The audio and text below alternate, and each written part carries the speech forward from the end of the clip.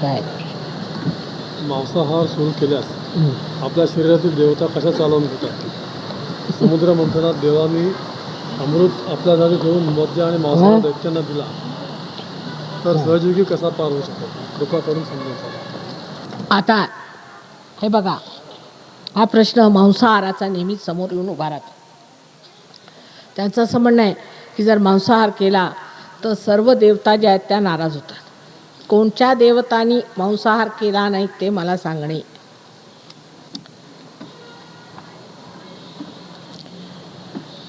असं कोणत्या शास्त्रात लिहिलं आहे की मांसाहार केला नाही? आपल्यापेक्षा मोठ्या जनावराचं आपण मांस खाल्लं नाही पाहिजे. आता बघा, शास्त्रात आहे, मी सांगते, शास्त्रात सुद्धा म्हणजे मेडिकल सायन्समध्ये सुद्धा जर तुम्हाला बघायचं असलं तर आपल्या ज्या मांसपेशी आहेत त्याचा एक आकार आहे. त्याच्यापेक्षा ज्या मोठ्या मांसपेशी आहेत त्या जर तुम्ही खाल्ल्यात तर तुमच्या मांसपेशी दबून जातात. पण तुमच्यापेक्षा ज्या लहान आहेत त्या जर तुम्ही खाल्ल्यात तर त्या मांसपेशींना तुम्ही आपला आकार द्याल, म्हणजे ज्याला आपण उत्क्रांती म्हणतो, म्हणजे इव्होल्युशनला आपण सहाय्य करतो. आता बुद्ध वगैरे एवढी मंडळी, पुष्कळ लोक म्हणतात त्यांनी अहिंसेचा प्रचार केला. अहो, केला असेल, अहिंसेला अर्थ दुसरा आहे. पण स्वतः बुद्धदेव कसे मेले? तर त्यांनी एका किराताकडे ते गेले होते आणि त्या किरातानी त्याला सांगितलं की मला काहीतरी आता जेवायला दे, मला भूक लागली. तर त्यांनी सांगितलं की मी एक रानडुक्कर मारून आणलेलं आहे जंगलातनं, पण ते थोडा वेळ तसंच थंड व्हावं लागतं, नाही तर तुम्हाला नुकसान होईल. त्यांनी सांगितलं मला वेळ नाही, जसं असेल तसंच दे. तेव्हा तेच कापून शिजवून त्यांनी त्याला दिलं. त्यात त्यांना आजार झाला आणि ते मेले. जैन लोकांमध्ये कृष्णाच्या वेळेला जे त्यांचे एक नेमिनाथ म्हणून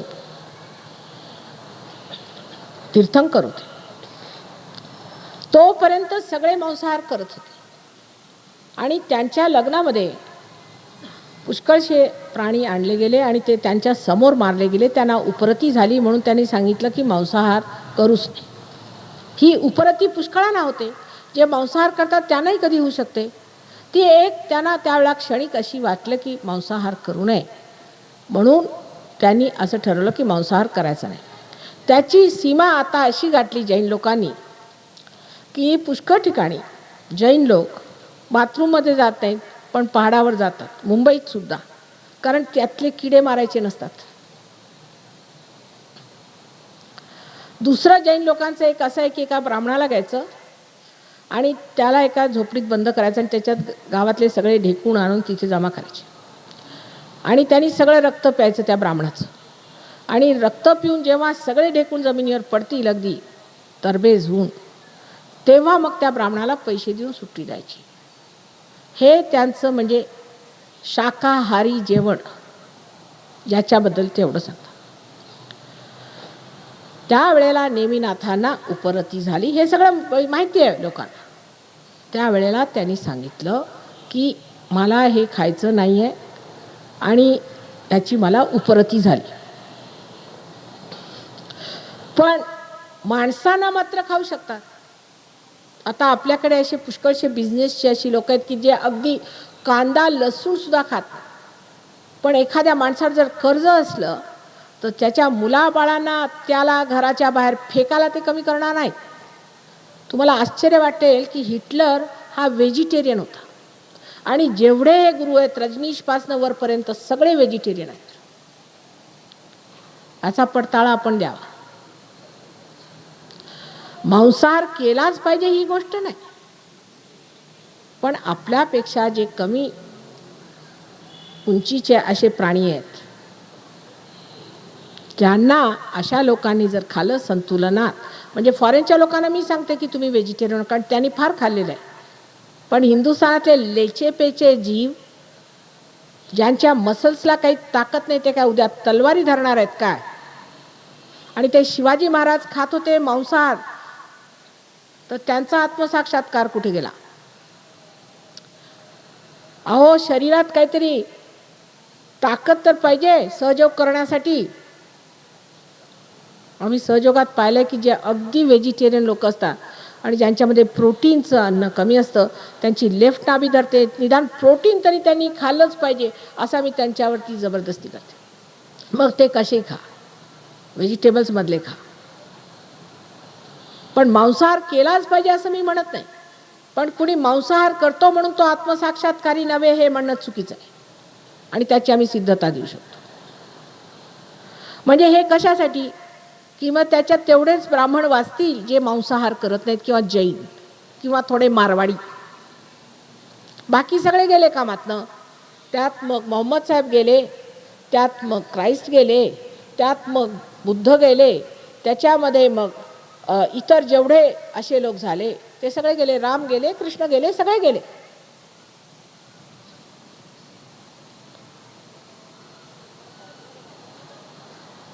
परत देवीची गोष्ट अशी म्हणायची की ज्यांनी रक्तबीजाचं रक्त शोषून घेतलं आणि प्रत्येक थेंब पिऊन घेतला आणि त्या महिषासुराचं मर्दन केलं, त्यांनी काय भाजीपाला खाऊन केलं होतं की काय? का तुम्ही करणार आहात हे व्हेजिटेरियन गोष्टी घेऊन? आपल्या देशात जर जरा तरी लोकांना शक्ती असती तर आज एवढी चढाई नसती केली. मला सिखांची एवढ्यासाठी भीती वाटते की सगळे धिप्पाडच्या धिप्पाड आहेत. 2 मराठ्यांना असे खाकेत मारून जे धावतील की नाही तर राहून जाल तिथल्या तिथे.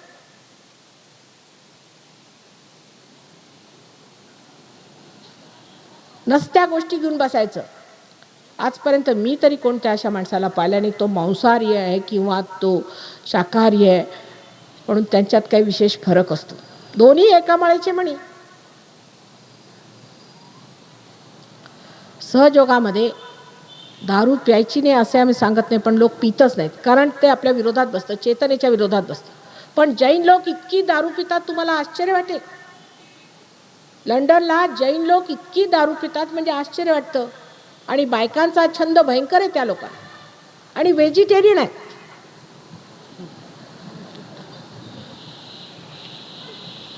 इथे सुद्धा त्या रजनीश बरोबर जी बाई गेली ती जैन आहे, हिंदू जैन, तुम्ही विचारा. आणि व्हेजिटेरियन. व्हेजिटेरियनपणामुळे कोणची नीतिमत्ता किंवा कोणचं चरित्र बांधलं गेलं ते मला सांगा.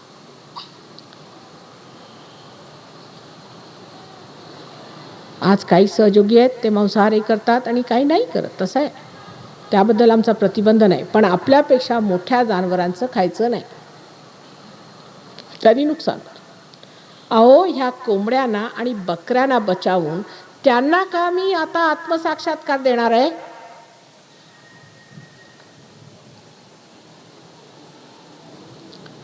सगळे पाप्याची पितरं. म्हणजे काय? आम्ही शाकाहारी माणसं, पोट फुगलेलं, हात अगदी असे की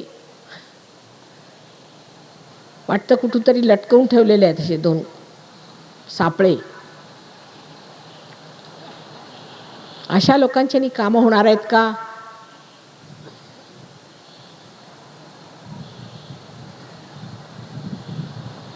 ज्या लोकांना प्रोटीनची गरज आहे त्यांनी प्रोटीन खाल्लंच पाहिजे सहयोगात. मग ते तुम्ही मांसात खा किंवा कशात खा. जर तुम्हाला नसेल खायचं तर तुम्ही दुसरं खा. आणि मी सांगते की अहो सोयाबीन खा. सोयाबीनची आम्हाला चव नाही आवडत. आता जीभच धरून बसा तुमची.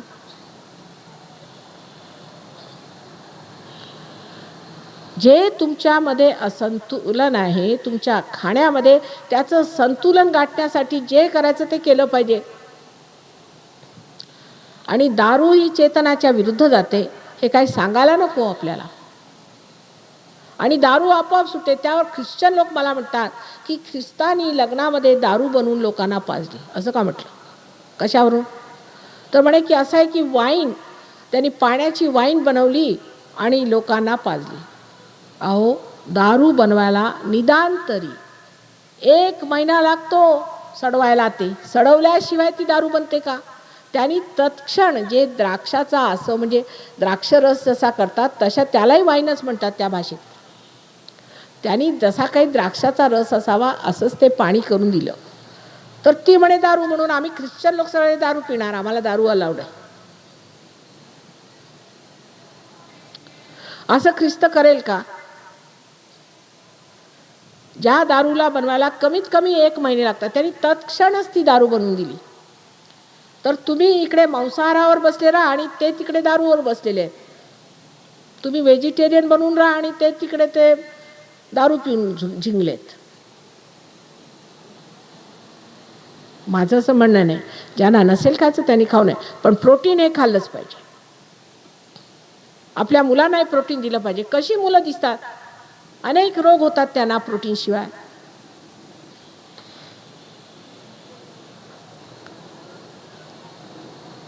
आणि दुसरी मी गोष्ट पाहिली, ते तुम्ही बघा, ज्या माणसाला व्हेजिटेरियनिझमचा सवय असते त्याचं लक्ष पैशाकडे असतं. आपल्याकडे मारवाडी, सिंधी, पंजाबी जे लोक व्हेजिटेरियन आहेत त्यांचं लक्ष पैशाकडे असणार. आणि जे लोक मांसाहार खातात त्यांचं लक्ष सत्तेकडे असतं, म्हणजे मराठा.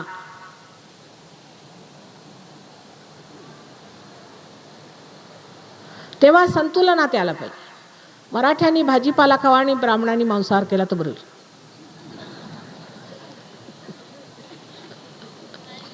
खाण्यापिण्यात काय आहे हो?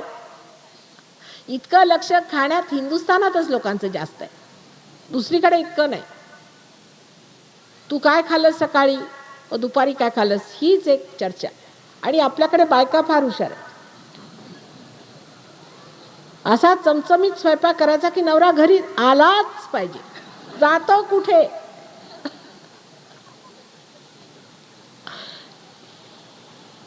एक मला इंग्लिश मनुष्य म्हणायला आला की हिंदुस्थानी माणसं म्हणजे फारच भित्रे असतात, कॉवर्ड्स.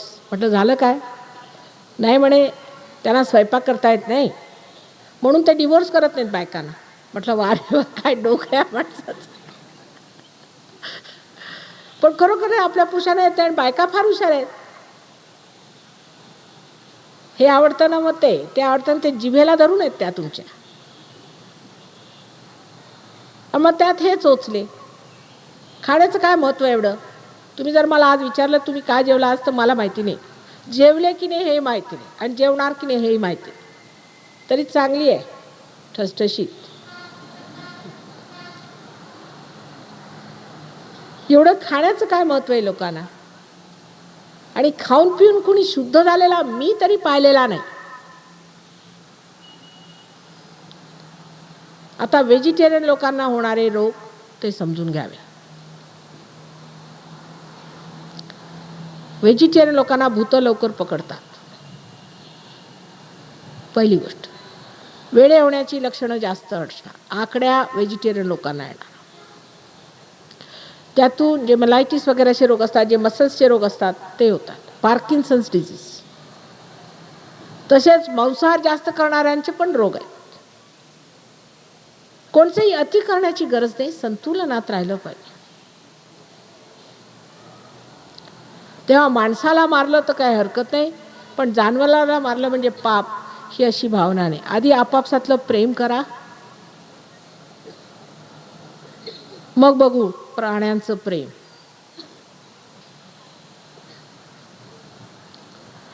काहीतरी पलायनवादी गोष्टी आहेत ह्या. आता ते हरे रामाचे लोक नाहीत का, अगदी व्हेजिटेरियन त्यांना केलेले पाप्याची पित्र, अगदी पाप्याची पित्र. तोंडाच्या आतमध्ये गेलेलं कपडं, ती हाडं निघालेली, त्यात त्यांना तिथे धोत्र घालून, आमच्या ऑक्सफर्ड स्ट्रीटमध्ये धोत्र घालून त्या बायकांना साड्या नेसता येत नाही आणि शेंड्या नाहीत तर बाजारात मिळतात त्या लावून चिकटवू. ती पाप्याची पित्र जशी भूतं नाचावीत ना तसे त्या ढोलक्या मारून तिथे नाचतात. आणि शनिवारी किंवा रविवारी भीक मागायला निघतात. ह्या भिकाऱ्यांची जमात.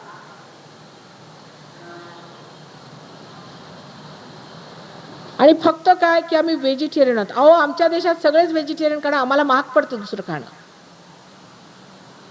आणि तिथे नाचतात काय, त्यांची धोत्रं काय सुटतात, ती बायकांच्या साड्या काय पडतात. म्हणजे इतका तमाशा कृष्णाच्या नावावर की कधी कधी वाटतं ना 2 थोबाडात द्यावं आणि बसावं तिकडे नेऊन. लोक हसतात बाकीचे, हे ह्यांचा कृष्ण आहे आणि असं सांगितलं तुम्ही असं भिकाऱ्यासारखं फिरायचं. त्या सुदाम्याला सुद्धा ज्या कृष्णाने इतकं आपल्या सिंहासनावर बसवलं, पण आता ह्यांना भिक्केचे डोहाळे लागलेले आहेत. अशा अनेक प्रकार आहेत. आणि आपल्याला आवडतं की आता इंग्लिश मनुष्य आपल्याकडे भीक मागायला आला म्हणजे वा आपण किती मोठे नाही का, वा त्याला दिली पाहिजे थोडं तरी, अहो किती गरीब आहेत बिचारे, त्याला थोडी भीक दिलेली बरी. हे असे प्रकार स्वाभिमान म्हणून या माणसांना नाही. आणि म्हणे आम्ही व्हेजिटेरियन आहोत. मी परवा नगरला गेले होते तर नगरच्या लोकांनी मला एक सवाल टाकला, माताजी कहो तुमचे शिष्य हे सगळे हरे रामात नाहीत. म्हटलं नाही बाबा तसं काही नाही. तर म्हटलं का नाही, म्हटलं पूर्वीच्या काळी असं असायचं की श्रीमंत लोकांना साखर असे हातात, तर ती साखर वाटत असेल मुंग्यांना, ते मुंग्यांना वाटायचे. आता आमच्या महाराष्ट्रात इतकी साखर झाली की मुंग्यांना साखर नको, तर हे मुंगी घेऊन आलेत तिकडनं, हे सगळे मुंग्यांचे थवेच्या थवे परदेशातनं आणलेत आणि त्यांना हे साखर वाटतायत. पण जेव्हा साखर संपली तर हे सगळे आमच्या नगर जिल्ह्यात पसरले आहेत. आता भीक मागतात, रस्त्या भीक मागत फिरत. आणि सगळ्यांचा आम्ही व्हेजिटेरियन लोक आहोत, आम्ही फार साधू संत आहोत. साधू संतांनी कधीसुद्धा कोणाजवळ भीक मागितलेली नाही, हे लक्षात ठेवलं पाहिजे. तुकारामांच्याकडे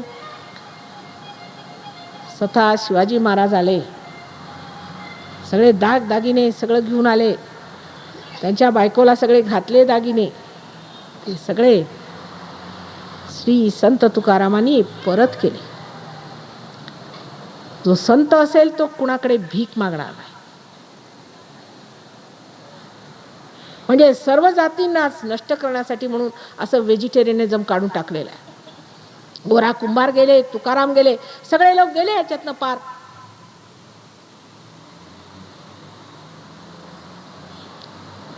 आणि व्हेजिटेरियन लोक जे देवळात बसून पैसे खातात लोकांचे, नाहीतर पेढीवरून पैसे खातात, त्यांचा कोणी विचार केलेला आहे का? कारण ते मांस खात नाहीत, पैसे खातात.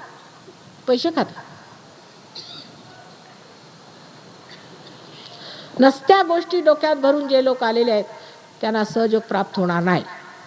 जे सत्य आहे ते सत्य आहे, जो परमेश्वर आहे तो तसाच असणार. तुम्ही काय म्हणून ते होणार नाही.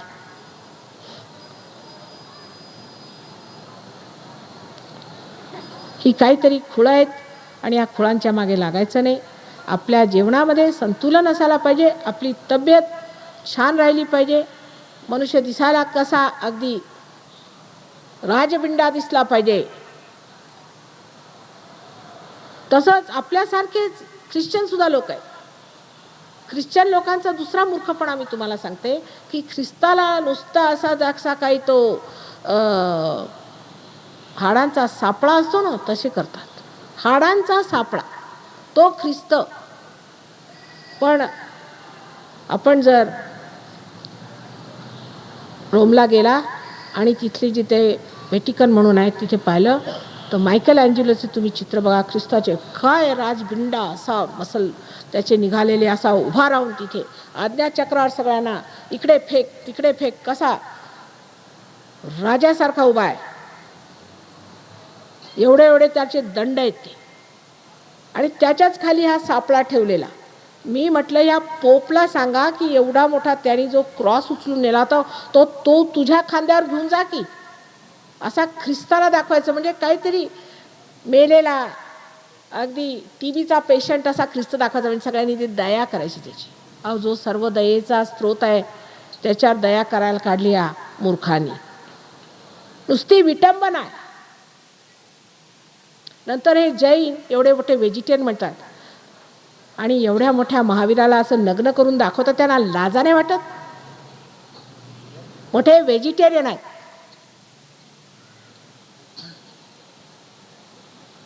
आणि देवादिकांच्या गोष्टी तुम्ही बोलू नका.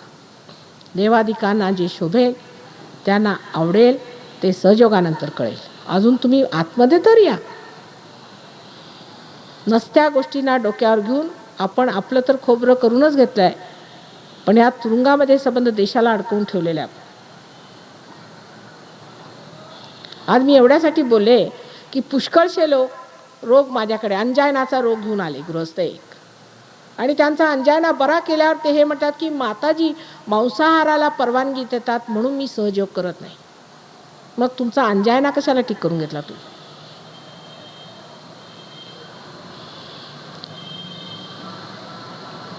तोही रोग ह्याच्याचमुळे झालेला आहे, कारण तुमचे जर स्नायूच कमजोर झाले तर तुम्हाला हे सर्व रोग होणार. कारण आपले सगळे जेवढी काही हृदय आहे किंवा आपलं लिव्हर आहे किंवा काही असलं ते स्नायूंच्या वर चालतं. ते जर स्नायूच कमजोर झाले तर तुम्ही कसं कार्य करणार? एक समजून घेतलं पाहिजे, आणि ते समजणं असं आहे की जे सत्य आहे ते सत्य आहे. परमेश्वर हा परमेश्वर आहे, त्याला आपण बनवू शकत नाही. आपण त्याच्याकडे ह्या दृष्टीने पाहिलं पाहिजे की आपल्याला तो जसा आहे तसाच आपण पाहणार, तेव्हा मग लक्षात येतं. ही पुण्याला फार मोठी आमच्या विरुद्ध इकडे मोहीम आहे की माताजी मांसाहाराला कशी चालना देतात. मी चालना देत नाही, पण माझी बंदी नाही आहे, आणि ती गोष्ट खरी आहे. मी त्याबद्दल कोणतेही ढोंग करत नाही. मी स्पष्ट सांगते की ज्यांना गरज आहे त्यांनी मांसाहार केलाच पाहिजे. एक डॉक्टर सुद्धा सांगेल तुम्हाला. ज्यांना नाही त्यांनी करू नये, ज्यांना नसेल करायचं त्यांनी करू नये, पण ज्यांना गरज आहे त्यांनी करावा. असो, हा प्रश्न असा आहे की त्याला मी मुद्दाम म्हणून इतकं समजावून सांगितलं, कारण ह्या पुण्याला ही खुळं खूप निघतात.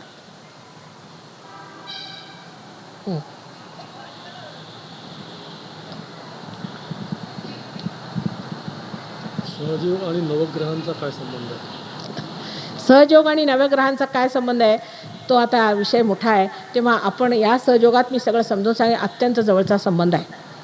मूळाधारावरती मंगळ आहे, स्वाधिष्ठानावरती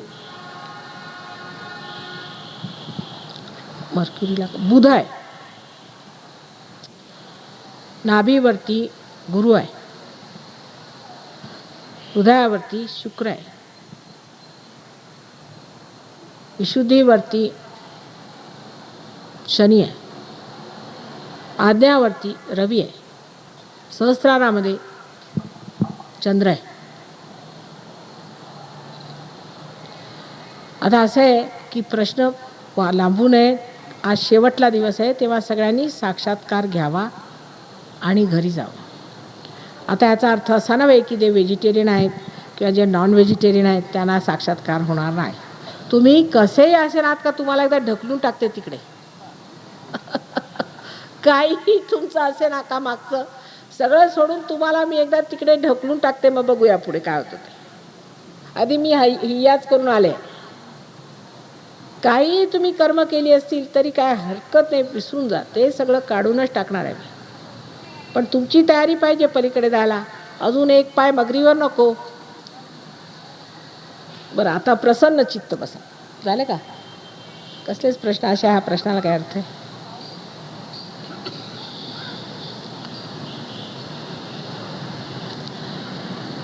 तर आता सगळ्यांनी आम्ही असा विचार केला होता की जर ओळीत बसले असते तर बरं झालं असतं, म्हणजे आम्ही प्रत्येकाचं बघू शकलो असतो. पण काय असलं तरी आता पार झाल्यानंतर आपण सगळ्यांनी आपली नावं इथे द्यायची. जे पार नाही झाले त्यांनी पण द्यायची. आणि पुढे आता मी जात आहे इथून दिल्लीला, दिल्लीहून जाईन. आता मुंबईला जाते, मुंबईहून दिल्लीला, आणि दिल्लीहून पुढे कलकत्त्याला जाऊ, परत लंडनला जाणार आहे. तर आता पुण्याला परत माझं आगमन होईल ऑक्टोबर महिन्यात. तोपर्यंत तुमचे मोठमोठाले वृक्ष उभे झाले पाहिजेत. तसंच मुंबईला सुद्धा माझ्या वाढदिवसानिमित्त 23 तारीख आणि 24 तारखेला प्रोग्राम्स आहेत. ज्यांना यायचं असतं असेल त्यांनी यावं, आपली नावं द्यावीत, त्यांची तिथे व्यवस्था करण्यात येईल 23 आणि 24 तारखेला.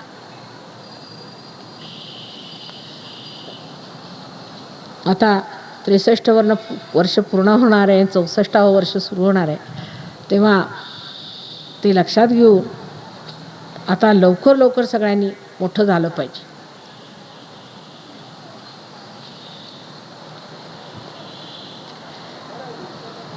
आता फक्त आपला डावा हात माझ्याकडे करा आणि उजवा हात असा जमिनीवर.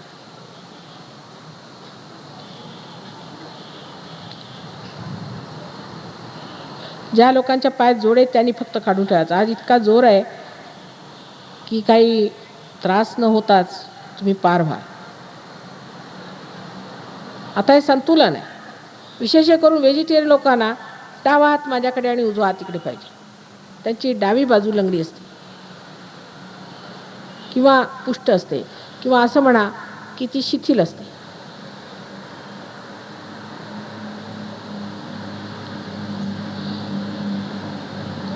जास्त कार्यान्वित असल्यामुळे तिला शिथिलता येते.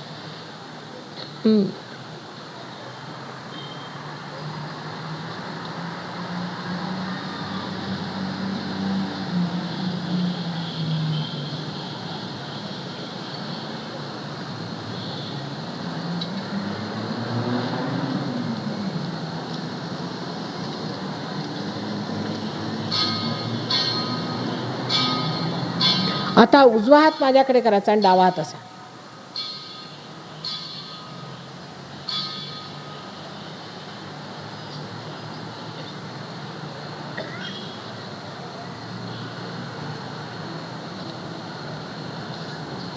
आता हा डावा हात डोक्यावर ठेवून बघा, गार येते का डोक्यात.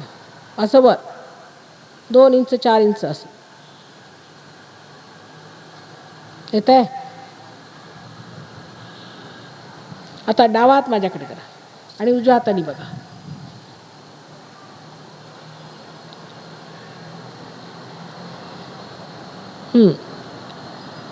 आता दोन्ही हात असे डोक्यात आणि अशी मान करून विचारायचं की ही परमेश्वराची ब्रह्मशक्ती आहे का? ही परमेश्वराची प्रेमशक्ती आहे का?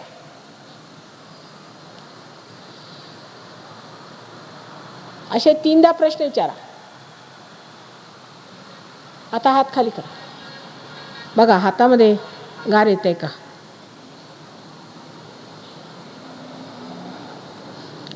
माझ्याकडे बघा, निर्विचारित आहेत. विचार नाही करायचा. दोन्ही पाय असे ठेवा जमिनीवर, दोन्हीकडे. जे बसलेले लोक आहेत खुर्चीवर त्यांनी. आता ज्यांच्या हातात गार आलंय आणि डोक्यातून गार आलेलं आहे किंवा डोक्यातून गार आलेलं आहे त्यांनी सगळ्यांनी दोन्ही हात वर करा. किती लवकर पार झाले सगळेच्या सगळे. झाले की नाही? अहो सगळे झाले. तुम्ही सगळे एवंच सगळे पार झाले. 2-4 राहिले असतील तरी काय हरकत नाही. इथे आमची केंद्र आहेत, त्या केंद्रांवर जाऊन परत पार होऊन घ्या. परमेश्वर तुम्हाला सुबुद्धी देवो आणि पुढचा मार्ग पूर्ण निश्चयाने व्रत घेऊन आखला पाहिजे. त्यात वाईटने वाटून घ्यायचं.